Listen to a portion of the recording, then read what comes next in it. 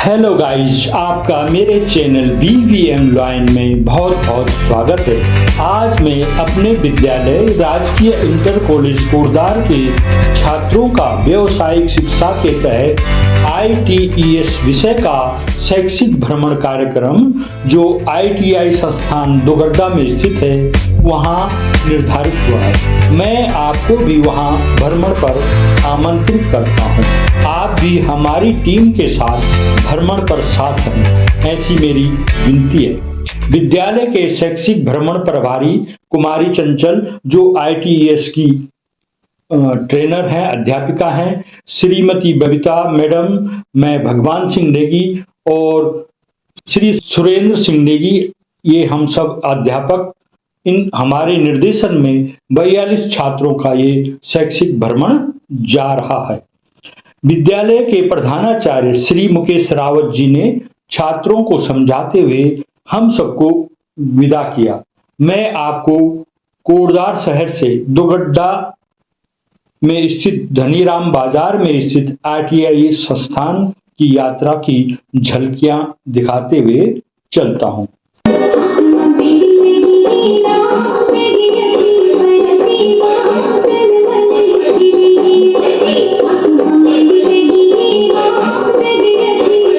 ये हमारे विद्यालय के गेट के बाहर ही तीलू रोतेली चौक है, जिसे लाल बत्ती चौक के नाम से भी जाना जाता है।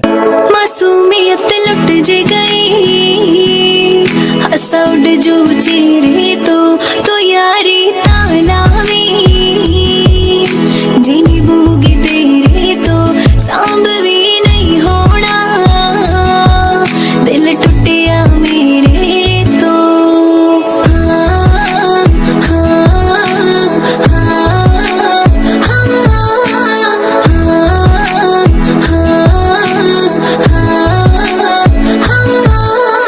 जिन्ना तू करेगा तेथों वध की करूंगी, जिथे कोई नहीं खड़ूंगा तेरे नाल मैं खड़ूंगी, जिथे कोई नहीं खड़ूंगा तेरे नाल मैं खड़ूंगी। जिन्ना तू करेगा तेथों वध की करूंगी, जिथे कोई नहीं खड़ूंगा तेरे नाल मैं खड़ूंगी। ये कोरदार का झंडा चौक है।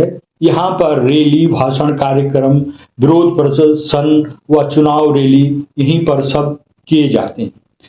इश्क जैसे है एक आंधी, इश्क है एक तूफान, इश्क के आगे में बस है दुनिया का हर इंसान। इश्क में सब दीवाने, इश्क में सब हैरान, इश्क में सब कुछ मुश्किल है, इश्क में सब आसान। के दिल का है जो हाल, क्या करे हो गया है कैसा ये कमाल, क्या करे। आगे ये जगह मालवीय उद्यान है। यहाँ पर कोरदार शहर की सर्दियों में, शरद ऋतु में रामलीला का मंचन रात्रि को किया जाता है। ये जगह गिवई सोत है। यहाँ से कोरदार शहर की सीमा लगभग समाप्त हो जाती है। हालांकि कोरदार का विस्तार आगे सिद्ध बली बाबा मंदिर तक है।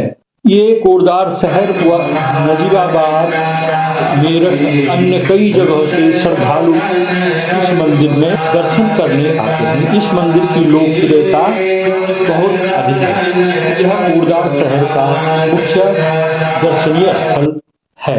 शनिवार, मंगलवार व रविवार को पर्यटकों व श्रद्धालुओं की भारी भीड़ रहती है। प्रत्येक रविवार को मंदिर में विशाल भंडारे का आयोजन किया जाता है। लगभग दिसंबर के प्रथम सप्ताह में यहाँ पर 3 दिवसीय मेले का आयोजन प्रतिवर्ष किया जाता है। यह स्थान दुर्गा देवी मंदिर का है। सड़क के नीचे मंदिर है। मंदिर में गुफाएं हैं। वहाँ माता जी व बाबा भोलेनाथ जी की मूर्तियां हैं। एक शिवलिंग है वहां पर। कहा जाता है जब यहाँ सड़क निर्माण चल रहा था तो दुर्गम क्षेत्र के कारण सड़क नहीं बन पा रही थी। बार बार मार्ग क्षतिग्रस्त हो जाया करता था।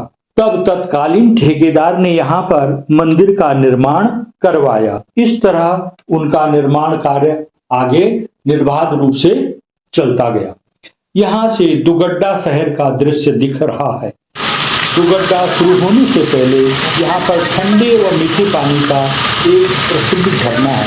यहाँ से इस पानी को कई पर्यटक अपने साथ पीने के लिए कैनों में भर लेते हैं। विशेषकर गर्मियों में सभी जो यात्री हैं वो यहाँ पर रुकते हैं और अपनी प्यास बुझाते हैं। इस जगह का नाम चूनाधारा।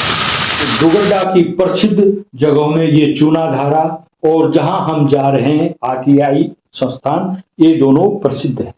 आइए अब हम अपनी मंजिल पर पहुंच गए हैं। दुगड्डा के धनीराम बाजार में स्थित राजकीय औद्योगिक प्रशिक्षण संस्थान।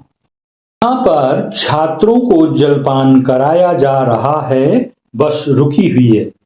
स्नैक्स के बाद हम लोग राजकीय औद्योगिक प्रशिक्षण संस्थान को विजिट करने के लिए चल पड़े। ये है संस्थान का मुख्य गेट। आइए गेट की सीढ़ियों पर उतरते हुए आगे बढ़ते हैं।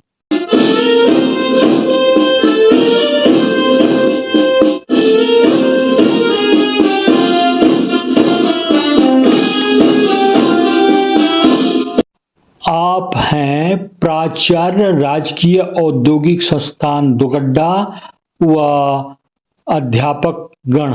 ये संस्थान का हॉल है। इसके बाद हम पहुंचते हैं संस्थान के छात्रों के पास। यहीं पर जो ये बड़ा सा हॉल है, विभिन्न उपकरण रखे गए हैं। यहाँ पर संस्थान के सर छात्रों को कुछ समझा रहे हैं। इस हॉल में पंखों की आवाज व छात्रों के शोर की आवाज से सर की आवाज स्पष्ट नहीं सुनाई दे रही है, इसलिए वीडियो को म्यूट करना पड़ रहा है। सर ने बड़े ही अच्छे ढंग से छात्रों को समझाया।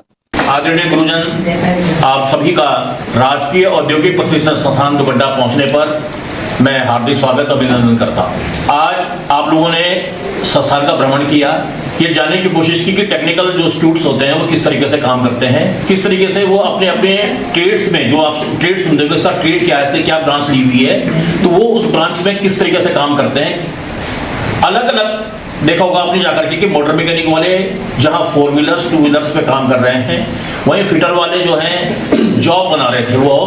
और आप ये समझिए कि जितनी कंपनियां फैक्ट्रियां होती हैं सब में एक फिटर की जो आवश्यकता जरूर होती है। जैसे इनसेट में गए, उसमें एक टेबल आता है ना, टेबल का ऑप्शन, तो इसमें इनसेट टेबल दबाया। उसमें ये जैसे कॉलम बनाने, तो कॉलम ये होते हैं जैसे ऐसे में सीधी लाइन में, तो जितने कॉलम चाहिए होते उतने डालने पड़ते हैं। और जैसे रो होता है ना, तो रो है नीचे की साइड में होते हैं, तो जितने रो चाहिए होते उतने डालने चाहिए। उसके बाद ओके दबाया, तब आ जाते हैं। मैं कोटद्वार से तो आप कौन सी ट्रेड को यहाँ पर कर रहे हैं? स्टेनोग्राफी हिंदी से। स्टेनोग्राफी हिंदी में? Yes sir. तो इसमें क्या क्या काम किया जाता है, थोड़ा उसके बारे में हमारे बच्चों को बताइए। जैसे हम इसमें एप्लीकेशन बनाते हैं, तो और जैसे न्यायालय में काम होता है या जैसे तहसील में होता है, तो हम उसकी तरह मतलब एप्लीकेशन सीखते हैं वर्ड पैड में और उसमें MS एक्सेल में। मोटर की रिपेयरिंग और सर्विसिंग दोनों का कार्य यहाँ पर सिखाया जाता है। रिपेयरिंग आप समझते हैं कि अगर मोटर खराब हो जाए तो उसको हम सही कर लें, वो आपकी रिपेयरिंग होती है। और यही सर्विसिंग मतलब जो भी उससे रिलेटेड हम सर्विस प्रोवाइड करते हैं। तो ये सारा चीज़ आपका वायरमैन में सिखाया जाता है। इससे रिलेटेड ही ट्रेड है आपका इलेक्ट्रीशियन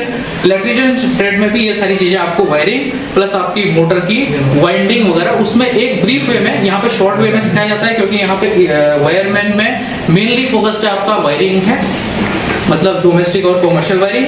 जबकि इलेक्ट्रीशियन ट्रेड में वायरिंग और मोटर की वाइंडिंग एवरीथिंग इलेक्ट्रीशियन ट्रेड में इंक्लूड होता है। नेक्स्ट हमारा ट्रेड है motor mechanic, mechanical motor vehicle. Mechanic motor vehicle trade में हम 2 व्हीलर और 4 व्हीलर की यहाँ पे सर्विसिंग और रिपेयरिंग सिखाते हैं।